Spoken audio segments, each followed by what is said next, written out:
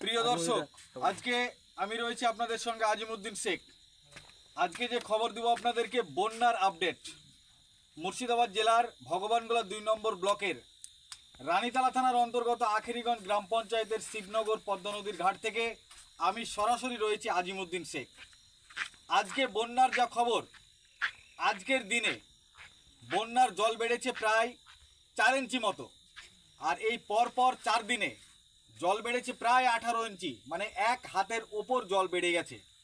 মানে পূর্বে যে জলমগ্ন হয়েছিল পদ্মা, ভরপুর হয়েছিল, সেই সাবেক পরিস্থিতিতে পানীয় জল কিন্তু চলে এসছে।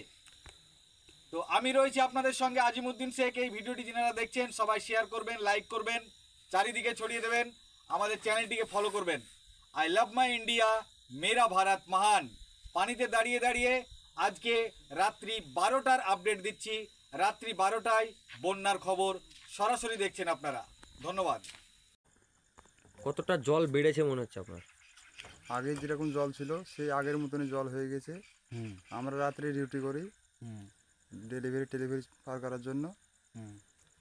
মানুষের সুবিধা করার জন্য আপনারা থাকেন? হ্যাঁ, মানে প্রতিদিন এইভাবে ৩-৪ আঙ্গুল করে জল বাড়ছে না? প্রতিদিনই তার ৩-৪ আঙুল করে জল বাড়ছে। নাম? উজ্জ্বল শেখ, বাড়ি? লীলমনচর।